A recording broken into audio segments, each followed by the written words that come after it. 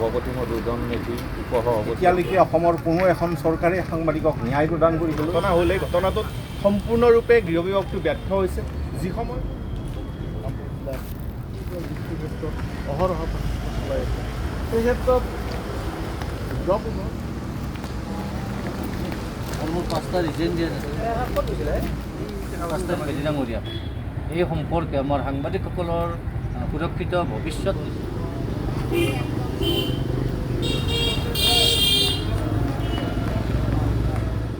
অসমৰ প্ৰতিখন জিলা সমিতিৰ লেখীয়াকৈ আজি কামৰূপ জিলা সমিতিয়েও জিলা আয়ুক্তৰ জৰিয়তে অসমৰ মুখ্যমন্ত্ৰীলৈ সাংবাদিকৰ সুৰক্ষা নিশ্চিত কৰাৰ দাবীত একোখন স্মাৰক পত্ৰ আমি প্ৰেৰণ কৰিম।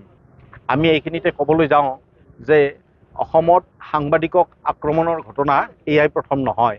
1986 চনত অসমৰ প্ৰথমগৰাকী সাংবাদিক শ্বহীদ হৈছিল তামোলপুৰত। এই সময়ত আজিৰ অসম কাকতৰ সাংবাদিক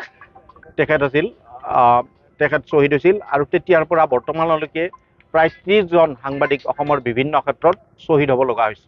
কৰ্মক্ষেত্ৰত সাংবাদিকক সুৰক্ষা প্ৰদানত চৰকাৰ এক প্ৰকাৰ ব্যৰ্থ হোৱা বুলি আমি ক'ব লাগিব।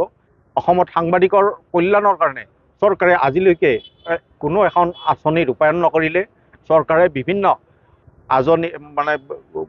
অৰুণোদয়ৰ পৰা আৰম্ভ কৰি বিভিন্ন আঁচনি ৰূপায়ণ কৰিছে, তাত আমাৰ ক'ব লগা কোনো কথা নাই। জনহিতকৰ কাৰ্যসূচী চৰকাৰে ৰূপায়ণ কৰিছে, কিন্তু এই সাংবাদিকসকল মানুহ, আমাৰ যিসকল সাংবাদিক আছে গাঁৱে ভূঞে, যিসকল সাংবাদিকে কোনো চৰকাৰী চাকৰি কৰা নাই, তেখেতসকলে সংবাদ গোষ্ঠীৰ পৰাও দিনটো বাতৰিৰ পিছত ঘূৰি থাকি প্ৰাপ্য মজুৰি আদায় নাপায় আৰু চৰকাৰেও তেখেতসকলৰ কল্যাণৰ কাৰণে সুকীয়াকৈ কোনো ধৰণৰ আঁচনি আজিলৈকে গ্ৰহণ নকৰিলে।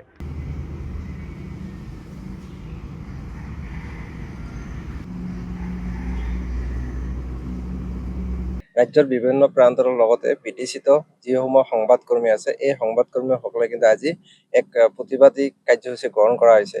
ইয়াৰ মূলতে হ'ল যে যোৱা বুধবাৰে গুৱাহাটীৰ পৰা যিকেইগৰাকী বৰ্তমান ধৰিব লাগিব যে সন্দেহযুক্ত অপৰাধী শ্যামকানু মহন্ত, সিদ্ধাৰ্থকে ধৰি 5জনকৈ ব্যক্তিক বাক্সালৈ লৈ আহিছিল আৰক্ষীয়ে। তেনেকুৱা সময়ত কিন্তু এক অবাঞ্ছিত ঘটনা সংঘটিত হৈছিল আৰু সেই ঘটনাৰ লগত আৰক্ষী আহত হোৱাৰ উপৰিও আমাৰ বহু কেইগৰাকী সংবাদকৰ্মী আহত হৈছিল, বিভিন্ন ধৰণৰ ক্ষতি হৈছিল। তাৰোপৰি কিন্তু এটা ব্যক্তিগত টিভি চেনেলৰ গাড়ী জ্বলাই দিয়া হৈছিল।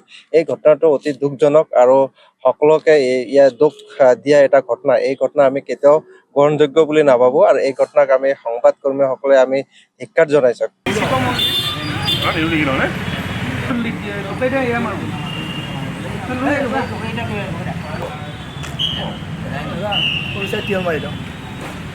শিল্পীগৰাকীৰ মৃত্যুৰ ন্যায়িক তদন্ত দাবী কৰিছোঁ।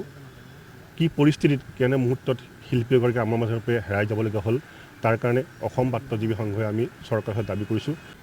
আজি সমগ্ৰ অসমতে জিলা হেডকোৱাৰ্টাৰত অসম বাৰ্তাজীৱী সংঘৰ উদ্যোগত সাংবাদিকসকলৰ জৰিয়তে এই অৱস্থান পালন কৰা হৈছে।